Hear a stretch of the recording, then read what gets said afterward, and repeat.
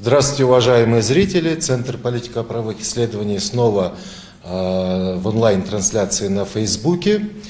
Напоминаю вам, что вы все можете предлагать темы обсуждений, можете предлагать, каких экспертов вы хотели бы видеть на наших обсуждениях. Ну и, в принципе, можете сами предлагать свое участие, если вы специалист в какой-то из областей общественно-политической, социально-экономической, культурно-нравственной тематики. А сегодня у нас тема «Люстрация для ЖК». Нужно ли ограничивать количество депутатских сроков? Чем вызван этот инфоповод, я вам еще объясню. А сейчас позвольте представить наших сегодняшних гостей. Гражданский активист Динара Шурахунова. Здравствуйте, Динара. И политолог Медет Тюлегенов. Добрый день, Медет.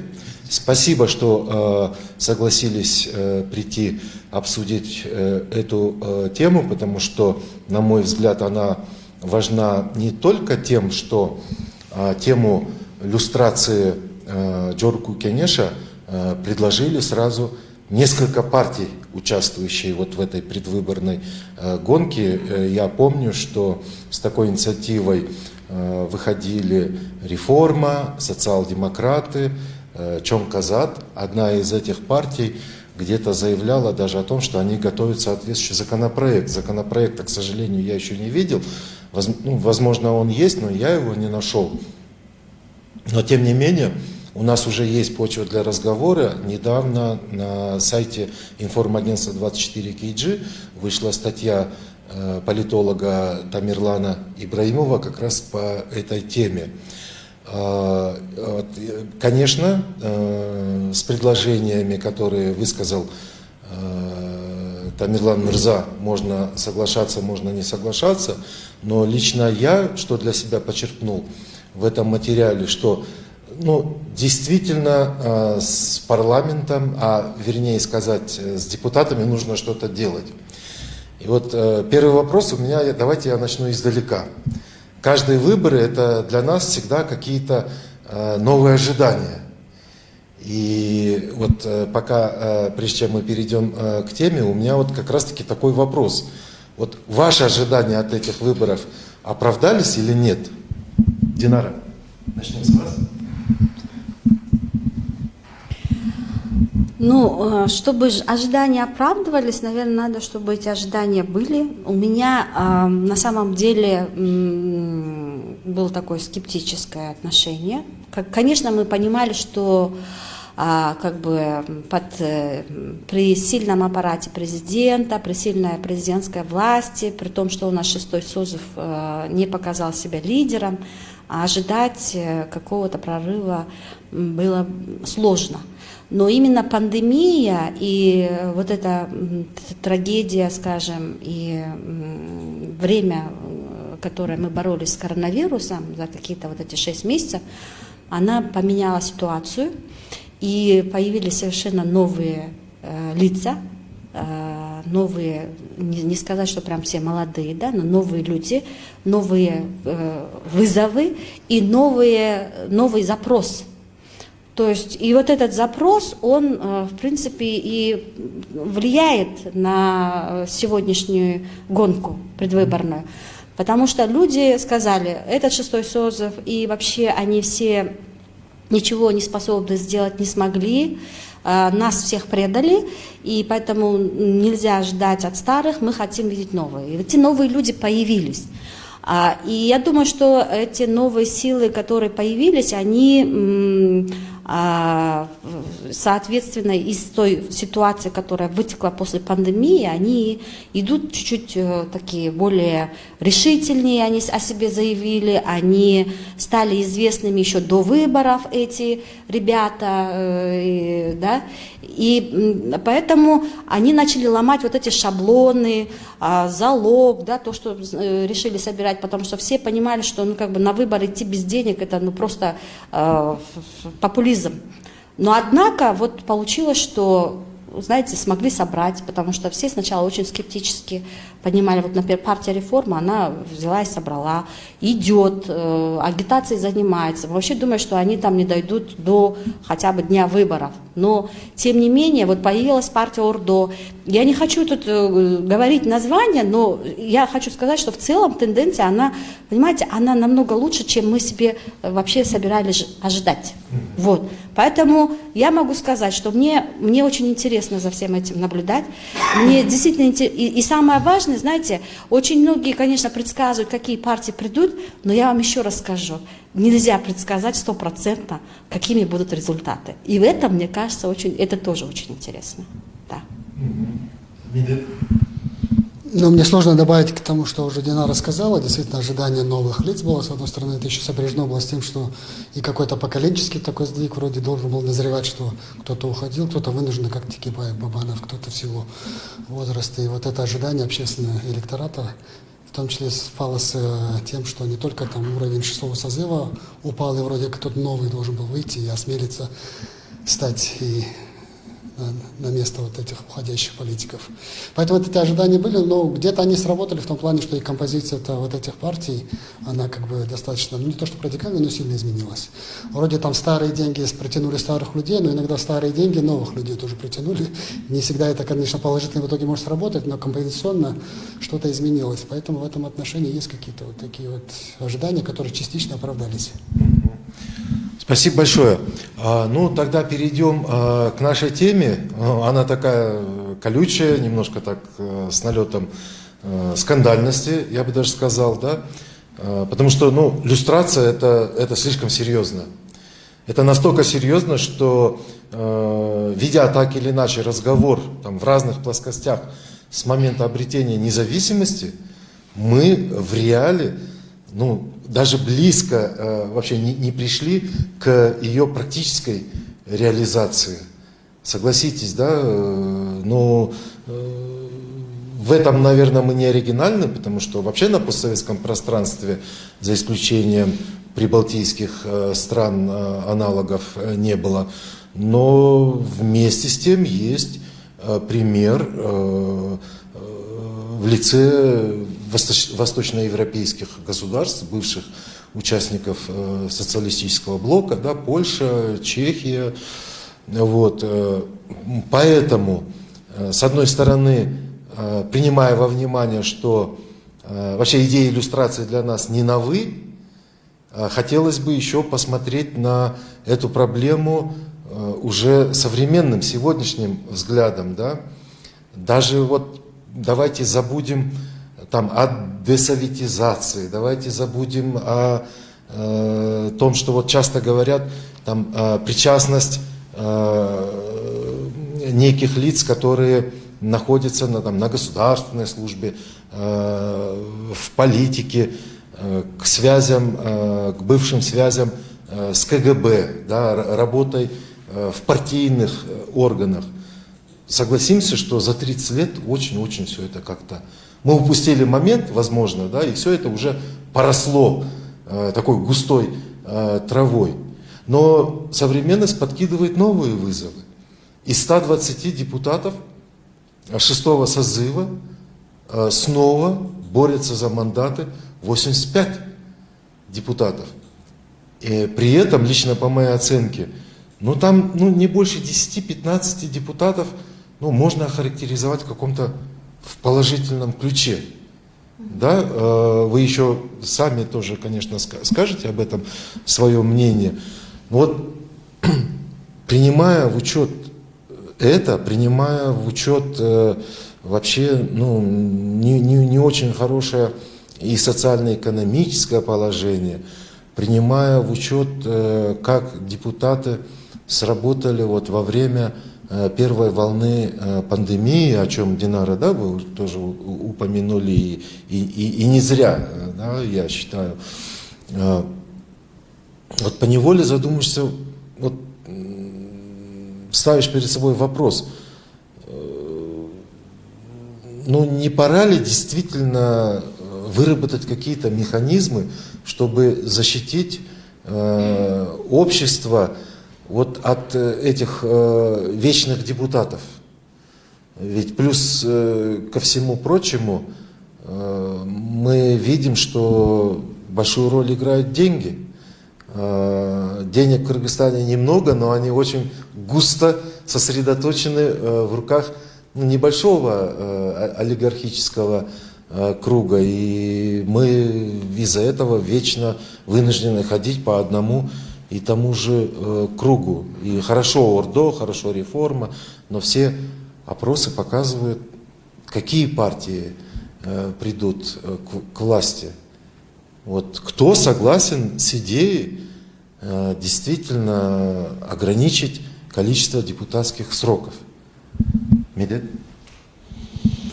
Ну, если так в общем пока прокомментировать, как бы я бы не совсем, может быть, применял слово иллюстрация к вот этой конкретной инициативе, потому что эта инициатива связана с ограничением сроков. Потому что иллюстрация сама по себе, как вы уже тоже говорили, на вот этом сломе режимов коммунистических вот этой системы, как бы применялась к выходцам какой-то системы, там, секретные службы, там, КГБ, Компартия, ну и так далее, и так далее. А здесь, получается, к профессии запрет. Это не совсем то же самое. То есть опять занимать ту же самую должность. Как бы вот эта статья, да, она как бы основывается на таких обсуждениях, которые, думаю, многие вели. И вот в прошлом году Венецианская комиссия такие же выводы делала относительно вот темы ограничения сроков. И получается, здесь, если брать контекст Кыргызстана, сразу же, вне зависимости от сути самой инициативы, стоит вопрос, это должно быть тогда в пакете быть какой-то конституционной реформы же. А здесь непонятно, какой ящик Пандоры мы вообще открываем. Это пока не касательно самой системы вот этой инициативы. Потому что, вероятно, кто попадет в парламент, да, по большей части, кто сформирует большинство, у кого будет большинство голосов, и тогда как будет и под чьим руководством организовываться вот эти перемены, они, конечно, ставят под вопрос, необходима ли эта инициатива в конкретный вот этот период. Чисто гипотетически, может быть, нужно обсуждать, но мне опять-таки кажется, что в отличие от балтийских или восточноевропейских стран, наше общество немножко, может быть, не имело даже, начиная с развала Союза, какого-то такого момента, чтобы приступать к такой радикальной иллюстрации. Потому что с кем-то политически спорим, потом сидим на тоях вместе, потом через кого-то мы все друг другу дальние или даже ближние родственники. И для иллюстрации нужен какой-то кризис или ситуация, которая у нас не была точно, как в Восточной Европе, когда какая-то система воспринималась как навязанная. Ну что для нас навязано? Против чего люди должны как бы так протестовать или что-то отторгать. Поэтому здесь, помимо вот этих всех плюсов и минусов, мне кажется, эта инициатива немножко, такая сложная и спорная. Но спорная она в силу именно контекста того, что, скорее всего, ее проведут так, что потом мы сами не обрадуемся, в каком виде ее вывернули, вот эту инициативу. Ну и плюс, может быть, есть один аргумент как бы за такого рода инициативы, потому что вот многие как бы исследования показывают, что по поводу ограничения сроков меньше говорят страны, где мажоритарная система. И больше говорят там, где, как у нас, пропорциональное представительство при закрытых партийных списках. Почему? Потому что избиратель лишен прямого контакта с тем, кого он избирает. Когда он избирает конкретного депутата, как бы вопрос иллюстрации не стоит или ограничения сроком. Не понравился, наш округ его потом не изберет. А вот когда дело касается закрытых партийных списков, здесь вот ощущение оторванности избирателя от того, как эти люди попали, за кого мне голосовать. Но если вот то, что обсуждается, другая инициатива, связанная с преференциальным голосованием и возможностью, не меняя радикально существующую электоральную систему, влиять на конкретные имена в списках, тогда у избирателя появится какая-то связь. И тогда это та же самая идея иллюстрации, она может реализована будет через такую инициативу, которая не потребует кардинальных конституционных изменений и частично, может быть, решит какой-то момент, который ставит под вопрос, вот почему такого рода идеи и соображения возникают, а именно, может быть, по причине связи избирателя с теми, кто окажется на конкретных депутатских креслах. Ну, я честно скажу, что если бы эту статью не написал Тамерлан Ибраимов, я бы подумала, что это написал тот, кто не хочет иллюстрации исполнительный какой-то орган. Потому что на самом деле многие политические партии, которые сейчас идут на выборы, они все заявили о том, что они собираются вводить закон о иллюстрации, да, то есть заняться иллюстрацией. Но конкретно кого и как, я на самом деле не совсем пока еще хорошо для себя ясно поняла. Я считаю, что когда говорят о иллюстрации, это говорят о том карательном исполнительном аппарате, который у нас сложился на нынешнее время. и который обслуживает власть. Вот о них, это исполнительный орган, это правоохранительный орган, это сектор безопасности, это судебная система. То есть там, где очень долгие годы тоже сидят одни и те же люди, эти органы не реформируются, если реформируются, то очень половинчато и не доходят до эффективных результатов. И у меня такое чувство, что на самом деле эта статья, она сбивает курс с люстрации нужных органов обратно на тот орган, который будет заниматься люстрацией, да, то есть на парламент. И это сбивает компас. Конечно же, все люди недовольны парламентом, но это во всем мире, потому что парламент самый открытый орган. Самый открытый государственный орган в стране, и у нас тоже. Мы знаем, кто есть кто, как принимаются решения, мы знаем, какой бюджет у парламента. Все. О других государственных органах, об аппарате президента, о президентских расходах, о других системах правоохранительных, МВД, Генпрокуратура, ГКНБ мы не знаем ровно ничего. Хотя на самом деле давление и карание идет именно со стороны их. И мы недовольны этой ситуацией. И в пандемии мы видели, какую роль играли эти органы тоже. С подавлением свобод, с подавлением свободы слова, свободы выражения мнения. Вот. Поэтому я считаю, что эта инициатива очень вредная. Она вредна для парламентской демократии, для развития парламентаризма.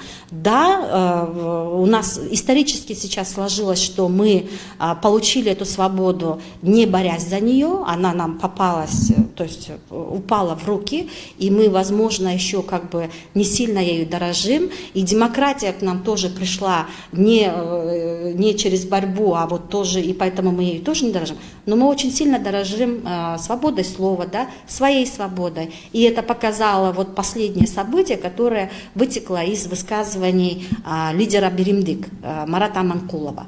Поэтому здесь, я думаю, все-таки есть попытки, опять же, все перевести, все проблемы перевести на парламентскую форму правления и на сам парламент. И я вижу также опасные инициативы политических партий, которые идут на выборы, которые хотят еще сокращения мандатов. То есть, понимаете, это все очень опасно для парламентской системы. В то время как мы говорим о том, что мы парламентская страна, Конституция утвердила парламентскую демократию, и мы ее должны укреплять, мы сейчас все ровным счетом занимаемся тем, что мы как раз ослабляем этот парламентаризм и эту парламентскую систему. И я считаю, что сроки депутатов, это... то есть ограничивание сроков избрания, мне кажется, это вообще нигде такого нет. Я не знаю, там разве только вот эту Боливию указали, да? Я не знаю, как вообще там в Боливии ситуация там с демократическими ценностями и так далее. Поэтому я не могу сказать, насколько это хорошо. Но я хочу сказать, что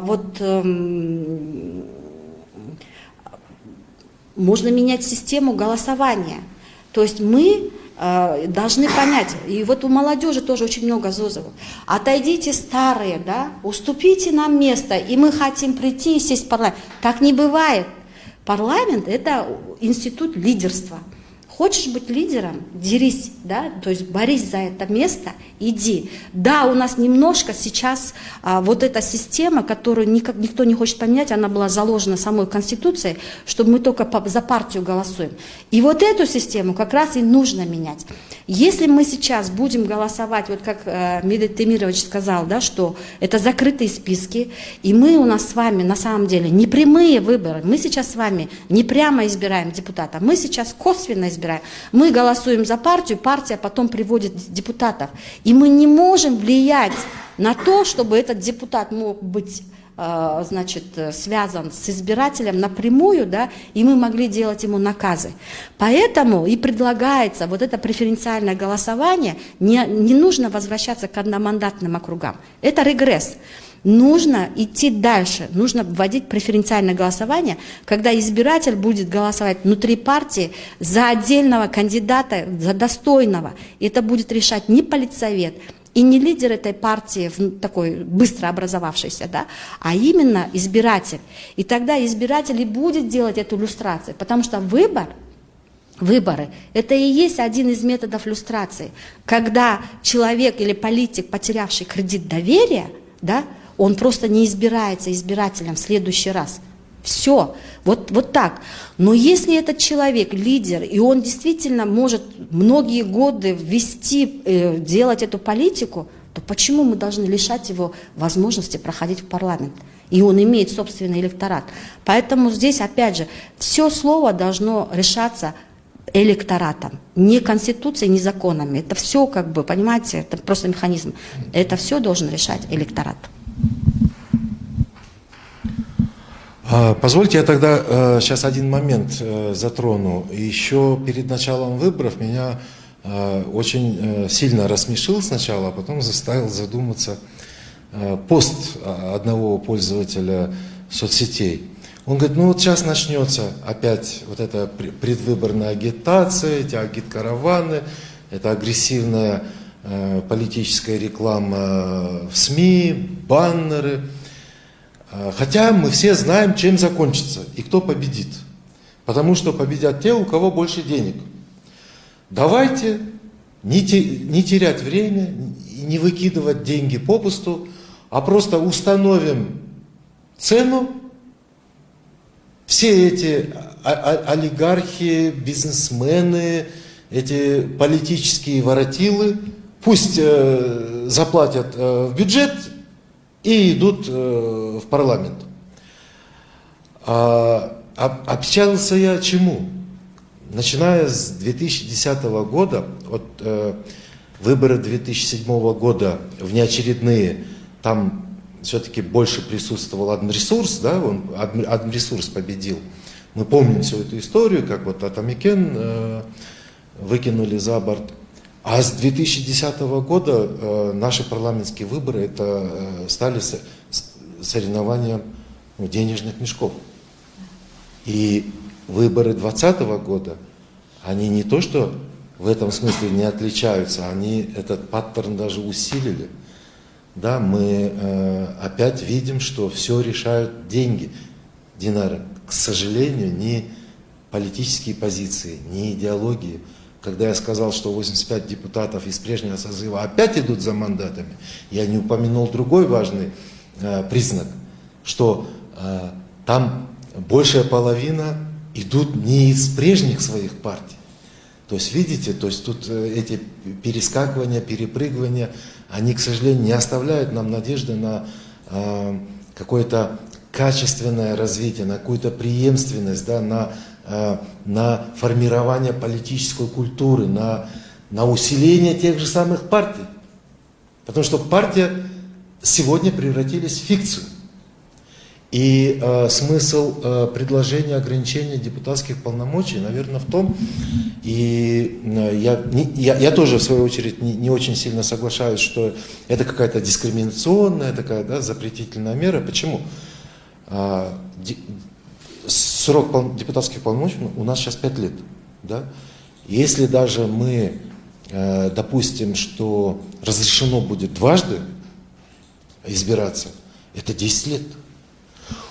У нас даже президент ограничен 6 годами. 10 лет для толкового, энергичного, честного и чистого политика, который именно приходит в парламент, чтобы работать на народ, на своего избирателя, это вечность. Нет, это очень мало. 10 лет очень мало.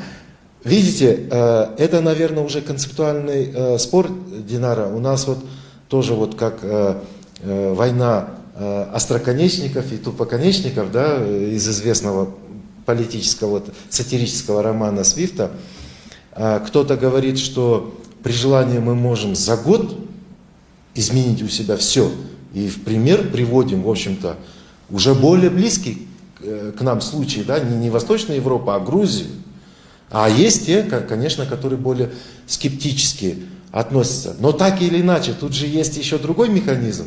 Если человек чувствует, что он не сможет бесконечно, например, сидеть, да, в депутатском кресле, превратив его в свою зону комфорта, не повлияет ли это на то, что он все-таки как-то тоже будет стараться, там, скажем, работать не на свой бизнес, не выполнять указания там, там, президентского аппарата. Ведь о чем мы говорим? Да, мы все время живем в параллельных двух мирах. С одной стороны, мы свято верим в парламентскую систему, мы справедливо надеемся на то, что она у нас должна быть и она должна развиваться, а другая реальность показывает нам, какое качество мы получаем этого парламента. Давайте вспомним вот два законопроекта, вот, которые нам открыли глаза. Да? Это закон об НКО и закон о манипуляции информацией. Инициированные вновь пришедшими депутатами. Вот, пожалуйста, да. Я к тому, что говорю, что старые депутаты чисто статистически не хуже новых и не лучше. Вот эти инициаторы этих двух законопроектов, ну они формально, понятно, инициаторы, это люди, которые первый раз в созыв пришли, да, свой. То есть это фактически то, что предлагается этой инициативой. Давайте их менять, быстро тасовать, и новые люди будут по-лучшему вести, но мы видим, новые люди... Это был скопированный закон, да, наши журналисты об этом писали. Да. Ну, и мы же сейчас говорим про качество конкретных депутатов, ну, потому что мы говорим, что вот вопрос, нужна, не нужна инициатива, может сводиться же к вопросу, а что это даст нам, да? Один из аргументов за, как я понимаю, это новые люди, это новый подход, да? Но это не обязательно так, да? Каждый из нас может вспомнить все последние созывы и посмотреть, так, это депутат в среднем, вот это был новый, и что он наделал только в свой первый созыв, а это второй, третий созыв. Я так предполагаю, что многие вспомнят, что и там были одинаковые пропорции хороших и плохих. Тогда вопрос это, зачем нам шило на мыло менять? Ну, если вот так пытаться отвечать. Да, Динарий. Вообще вопрос, что было дальше? Я еще раз хочу сказать. Да, мы можем говорить. Вопрос фактически, его задал Медет, направление вопроса. Хорошо, мы отказываемся от ограничения количества депутатских сроков, но какие тогда механизмы включить, чтобы качество парламента улучшить? Эти механизмы все обсуждаются давно, примерно уже ясны, но проблема как раз именно в том, что давайте так, вопрос в политическом лицемерии, проблема в политическом лицемерии, когда, говоря о том, что мы парламентская страна и нужно укреплять парламентскую страну, при этом парламент находится под контролем ГКНБ и президента. Давайте мы уже... И вот эту ситуацию нужно менять. И я сразу скажу, что в течение нескольких месяцев группа ученых, аналитиков, независимых экспертов сделала анализ, хронологию институционализации сектора безопасности в Кыргызской республике за 30 лет. И я скажу, что за эти 30 лет сектор безопасности, как он развивался, это показало, что на самом деле именно усиление сектора безопасности президентской власти и полный контроль только со стороны президента ослабляет и не дает развиваться парламенту. Не дает развиваться парламентской системе. И когда президент говорит, давайте будем усилять парламентскую систему, мы тогда должны говорить о том, что нужно передавать парламентский контроль над сектором безопасности, над ГКНБ парламенту полностью. Да, нам сейчас говорят, что в парламенте есть этот механизм, но этот механизм раздроблен, он расфрагментирован. Парламентским контролем сектора безопасности должна заниматься оппозиция. Во многих развитых странах этим занимается оппозиция. И поэтому идет вот это развитие парламента, потому что лидеры не боятся выступать, говорить, конкурировать с исполнительной властью, с президентом. У нас получается, когда все сидят под вот этой плеткой ГКНБ, который может возбудить уголовное дело на любого депутата, на любого оппонента, и это было показано через Текебаева или там через Бабанова, да, то в принципе все понимают, что чревато быть хорошим лидером и оппонировать власти. И в этом случае, конечно же, все недовольны тем, что парламент становится карманным. А он становится карманным не потому только, что приходят люди туда неизвестные, непонятные, не лидеры, но и потому что систему так создали, когда президент усилен, Генеральная прокуратура служит ему, он единственный ставит этого ГКНБ, это патронаж. ГКНБ служит не стране и не защищает права общества и страны в целом, национальную безопасность, а обслуживает государственную власть. И в этом случае получается, что здесь как раз парламент не может удержать этот баланс. И это это механизмы. Поэтому эти механизмы нужно менять.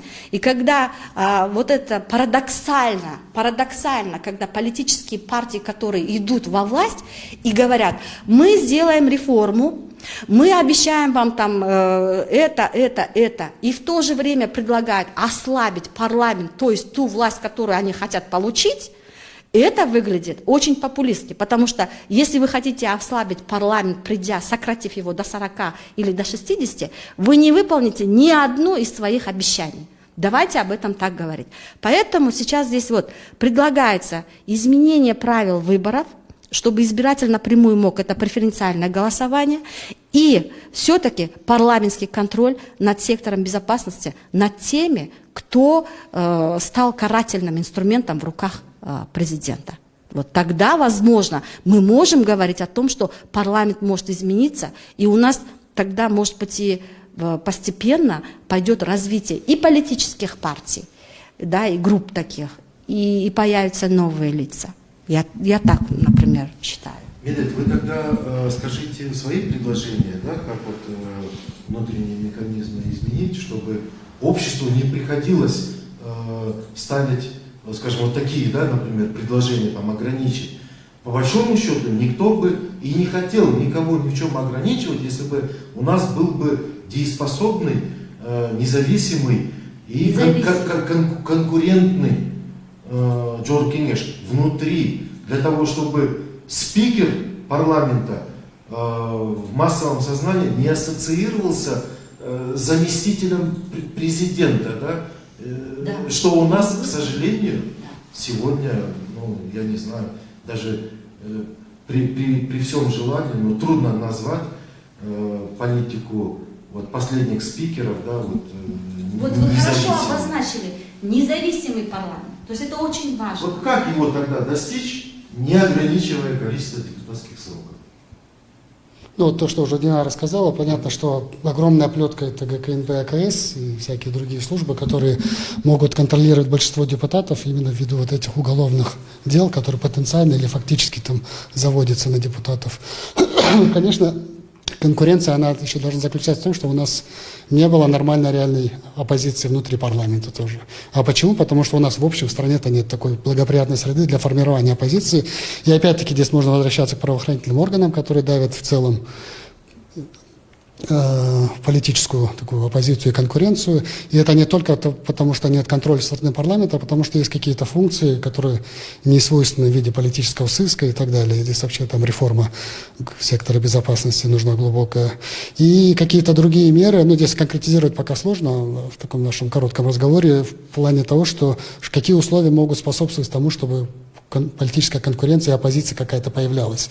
Это с тем, чтобы бизнесмены, все равно деньги играют какую-то роль, где-то более значимые, где-то нет, которые более склонны поддерживать оппозиционные взгляды, они тоже могли более открыто участвовать в выборах. Где-то это должна быть большая свобода в плане средств массовой информации и возможности для СМИ функционировать именно с точки зрения не потому, что они принадлежат каким-то там олигархам или принадлежат государству, по части у нас такое разделение происходит, а чтобы они могли выражать какую-то другую точку зрения. То, что называется такой либеральная демократия, когда любые какие-то зрения, взгляды, мнения и действия, не связанные с властные, они получали большую свободу. Любые действия в этом направлении, они будут содействовать формированию оппозиции, которая потенциально может потом на выборах приходить и уже внутри формировать какую-то оппозицию. Потому что где-то параллельно должна идти эта макросистема, что вплоть от спикера начиная до любого депутата, чтобы они были свободны от президентского аппарата. Но где-то нужна нам и динамика того, что должна быть какая-то поляризация взглядов, какие-то программы, идейные платформы, которые во время выборов актуализируются, а потом во время работы парламента, во время работы созыва было видно, а вот эта позиция этих, это позиция этих. И тогда будет какая-то динамика, и избиратели уже почувствуют, что мы вот избрали этих, подумали, что у них эти идеи, да, оказывается, срабатывает. И будет доверие какое-то, и уже будет меньше разговоров о вот этих ограничениях, о иллюстрациях. Спасибо вам большое. Ну, тогда позвольте мне подвести итог, резюмировать наше сегодняшнее обсуждение. Конечно, идея и иллюстрации, и ограничения депутатских сроков, эти идеи сами по себе ни хороши, ни плохи. Да, все зависит от реальной политики, все зависит от общественного мнения, все зависит, в конце концов, от позиции лиц, принимающих решения. В этом плане я вспоминаю недавнюю публикацию на Акипресс, которую тоже очень с большим интересом прочел, несмотря на ее неоднозначность. Это предложение политолога Азамата Темиркулова, да, который вообще заявлял о ненужности практически. Да, абсолютно верно. Вот это, наверное, самое ценное. То есть, чтобы мы не давали угасать мысли политологической, общественно-политической мысли, конечно же, чтобы найти тот самый идеальный путь, секретный ингредиент, может быть, да. Конечно, мы должны обсуждать, спорить и, самое главное, рождать какие-то идеи. Тем более мы в данном случае говорим не о какой-то рожденной идее, да, это содержится в программах или в предвыборных лозунгах тех партий, которые идут на выборы и которые, возможно, завтра окажутся в парламенте. Люстрация, как мы с вами с самого начала вспомнили, несмотря на ее такую туманность и непричесанность этих предложений, она вообще не сходит с уст населения нашего. Это говорят не политики, не политологи, не философы. Это говорят наши граждане, которые в своей жизни, в общем-то, далеки от политики. Они не каждый день интересуются политикой. Они Джору Кенешем интересуются только раз в 5 лет, когда идут на выборы. Но почему-то они без конца говорят о люстрации. Значит, мы должны думать, возможно, развивать эту мысль, да, искать для нее самые такие приемлемые, легальные и законные формы. Так что, уважаемые зрители, мы вас просим, оставляйте, пожалуйста, свои комментарии. Каждое мнение для нас ценно, каждое слово имеет значение. Вы тоже нам, конечно, поможете, да, в наших рассуждениях, в наших экспертных и публицистических текстах, да, которые мы пишем, кто чаще, кто реже, но тем не менее, полемика, это, конечно, она всегда должна быть как можно более масштабной, и только тогда она приобретет какую-то вот силу и вес. И вот тогда-то у нас в обществе и начнут, пусть даже потихоньку, реализовываться какие-то изменения. Да? А вот это болото уже давно пора всколыхнуть. И я думаю, в этом мы все солидарны. Да? Уже пора заканчивать с этим застоем, стагнацией общественно-политической. Вот. И будем надеяться, что это не за горами. Спасибо вам, дорогие гости, спасибо вам, дорогие зрители. Я хочу проанонсировать нашу следующую онлайн-трансляцию. Она планируется на завтра в 14:00. Следите за обновлениями нашей страницы, и мы для вас приготовим